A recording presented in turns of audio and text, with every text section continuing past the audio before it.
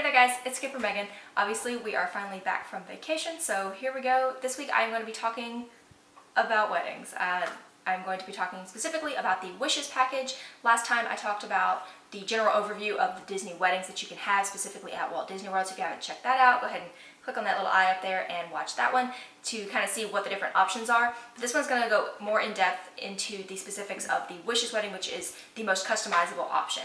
I'm going to go into the details about what needs to happen, and then I'm going to give you at the end a little bit of an example based on what we did, just to see what kind of things you can do. To start, I'm going to give you just the basic breakdown for if you want to get a rough estimate of how much your wishes wedding is going to cost. You're going to need to take the number of guests that you're going to have at the wedding, multiply that by the food and beverage minimum required for the specific type of reception that you're going to have, and I'll go into detail about that in a second.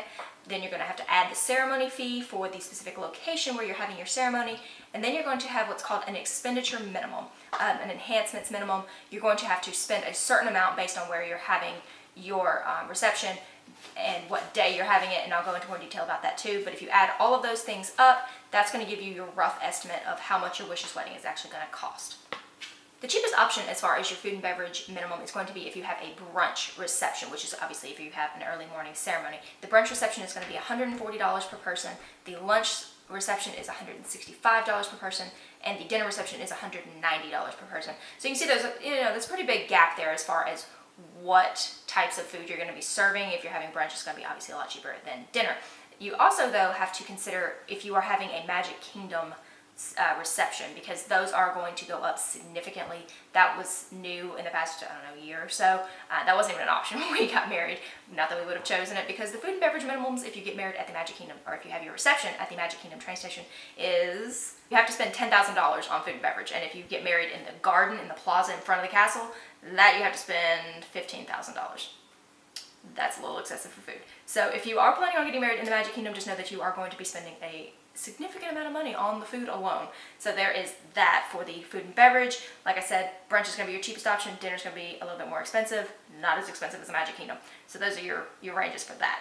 One thing that I will mention as far as the food goes, and this is probably my only soft complaint about our Disney wedding, is you do not get to keep any of the food.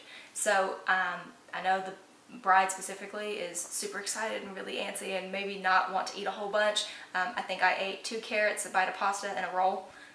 So just something to keep in mind, that no matter what buffet option you pick or plated option you pick, you don't get to take any of the food with you. There's no leftovers for the honeymoon.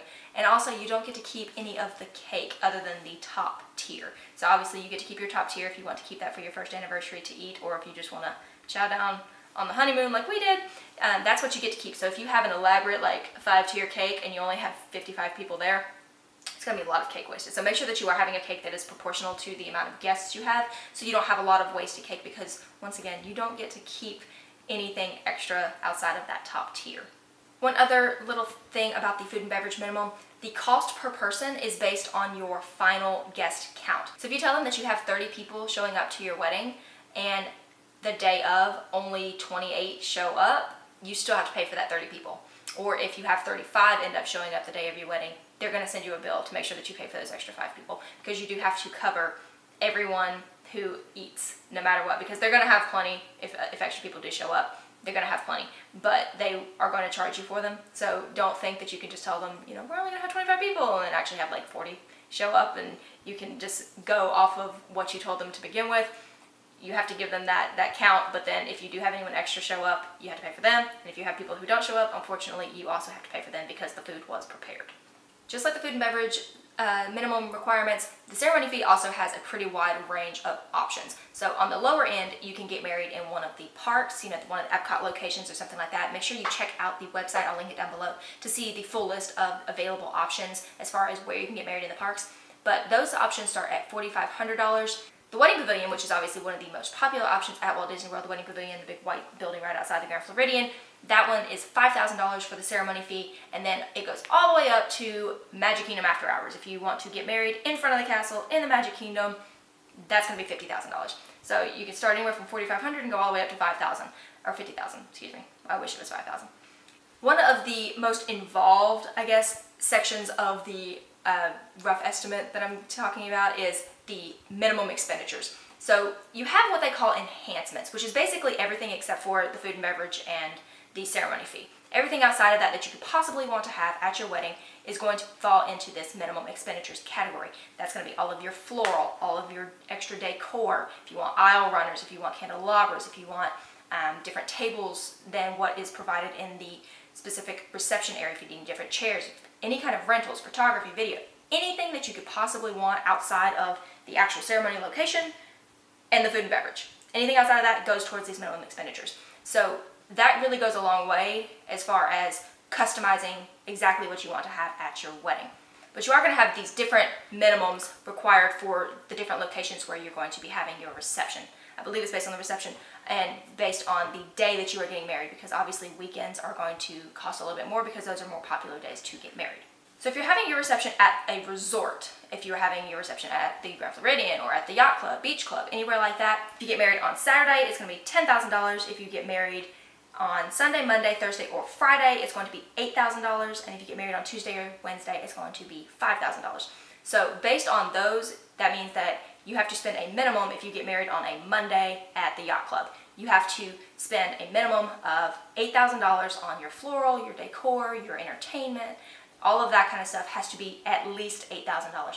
You don't have to spend any more than that. If you say, I want to spend exactly $8,000, don't go over that. Then you just tell your wedding coordinator that you want to stay as close to that minimum as absolutely possible, and they'll make sure that you stay in that range so that you don't get to the end of it and realize, I've spent $50,000 when I only actually needed to spend $8,000. But if you really want to have as much as you possibly can, just know that you only have to spend that minimum amount. So that was for the reception locations at a resort. If you're having your reception at a park location, once again in Epcot or something like that, then your expenditures are going to be $12,000, $10,000, and $7,000, again for that Saturday, and then Sunday, Monday, Thursday, Friday, and Tuesday, Wednesday time frame. Tuesday, Wednesday is always going to be your cheaper option because not a lot of people get married right in the middle of the week, and Saturday is obviously going to always be the most expensive option. Now when I say parks, that once again does not include Magic Kingdom. Magic Kingdom is going to be on the far end of the scale, once again with the minimum expenditure required. If you are having your reception at the Magic Kingdom train station, you have to spend at least $15,000 no matter what day and what time. And if you are getting married and having your reception in the garden in front of the castle, then you are going to have to spend a minimum of $35,000. So you can see the Magic Kingdom gonna be your most expensive option no matter what day or time you're getting married. If you are gonna have it in the Magic Kingdom, it's gonna cost you a pretty penny. So if you are not wanting necessarily to spend that much, look somewhere outside of the Magic Kingdom. So that was basically how to estimate the cost if you want to have a wishes wedding yourself. Now I'm just going to give you kind of an example of what we did as far as our wishes wedding and how the day kind of flowed. They always told us, just as soon as you get here, you're going to make sure that you get to point A the day of your wedding, and then we'll make sure everything else follows through. And that is exactly what happened. I don't think anything could have gone smoother if we had tried. We basically just showed up at about 10 o'clock. We had a noon wedding at the wedding pavilion. So we had our pre-ceremony pictures done in the Grand Floridian. He did his pictures from 10 to 10:30. They kind of secret serviced him out so he wouldn't see me because we weren't doing a first look. I did mine from 10:30 to about 11:15, and we walked over to the wedding pavilion to get ready for the grand entrance around 11:30, 11:45. So that is kind of how that worked. We had our noon ceremony, and then we had a pre-reception scheduled at the yacht club. So the pre-reception was from 1 to 2, while we took pictures at the Grand Floridian and the wedding pavilion area. We took pictures, just the two of us, and then we made our way over there in time for the reception from 2 to 5. So we obviously chose the lunch option because we were having it about mid-afternoon. It wasn't quite dinner, it wasn't really lunch, but kind of in the middle of the day, and lunch worked out great for us. We actually went with a buffet option. You can choose a plated option if you want. They have lots of different choices that you can pick from, but we went with a buffet, and you can actually pick the number of salads and entrees and sides that you want to have, and they will price it based on that. If you don't see a specific buffet that looks exactly perfect to you, make sure you ask them, because we didn't think, we were like, oh, they kind of have everything set. Maybe they won't want to change it up, but we asked and they said, absolutely, it's your day, we'll make it happen. So if you are really wanting to, I'm going to say this 600 times, if you really want to have a customizable wedding, Wishes is definitely the way to go. So we had our reception, and then we did not choose to have any extra transportation. We didn't get Cinderella's carriage or anything like that. If you want that though, definitely an option. If you want to have a Disney wedding photographer, that is definitely something that you can do. If you want to have pictures done in the parks, in Magic Kingdom specifically, early in the morning you see those great shots, you have to have a Disney fairy tale wedding photographer do that for you. We had an outside photographer come in for us, and that worked out just fine, but they are not allowed to take the pictures in the parks. So if you do want that, you have to have one of the Disney photographers. Also, if you have an outside photographer come in, there's a couple of things that they have to do. You have to get some specific insurances and stuff like that for them if they don't already have it. So if you have any questions about that, make sure to leave me a message down below. Let me know, and I can definitely help you out with that, because it was quite a process, but it ended up working out just fine. Just a couple of hoops that you got to jump through. One other fully customizable option that you have with the Wishes Wedding is your cake.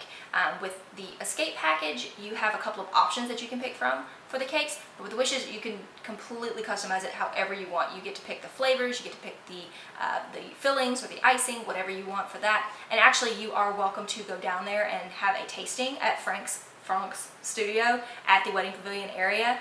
We live far enough away that we didn't go down there and actually have a tasting or meet in person, but you are entitled to go down there and visit and make sure that everything is set up in person if you would like to. We didn't, and it worked out perfectly. We actually designed our cake on Photoshop and sent them a picture, and it came out absolutely perfect. I'll insert a picture here showing you what our cake was like.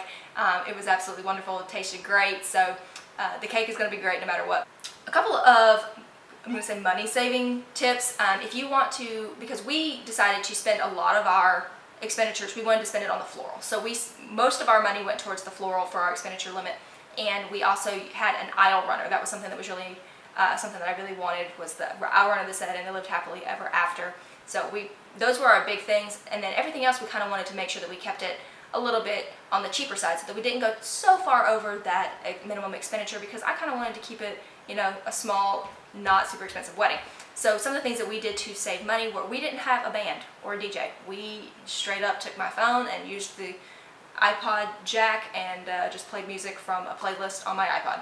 We did not choose to have any Disney characters come to our wedding, but you can if you want Mickey and Minnie to come in and be there for your reception. They come in 30-minute blocks. So that's something that we did not do. We also brought our own champagne flutes and cake knives and things like that. You can also rent them, and that goes towards your food, not food and beverage minimum, goes towards your minimum expenditures. So if you don't have those things, then you can definitely rent them, or you can buy them on your own, and they might be a little bit cheaper, plus you get to keep them if you want to have special commemorative ones. We got ones that had our wedding day and our names on them with Mickey and Minnie on them. So just depends on what you want to do, but those are some things that we did to cut down a little bit on the costs.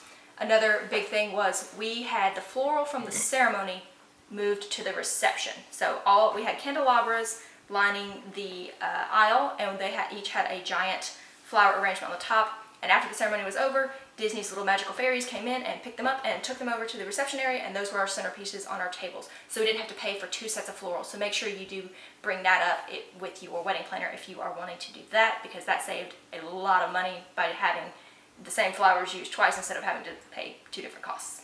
Well, that is basically the Wishes Wedding in a nutshell. Kind of an example based on what we had, and also the basics as far as what you have to spend in the different places, depending on what you want to have as far as your ceremony location and your reception location, when you want to have your wedding and all that good stuff. Once again, make sure you do check out that website down below if you are considering having a Disney fairy tale wedding. Highly recommend. It was the best choice we could have possibly made for our wedding. Everything went perfectly as far as I'm concerned. So if you are interested in it, definitely check it out.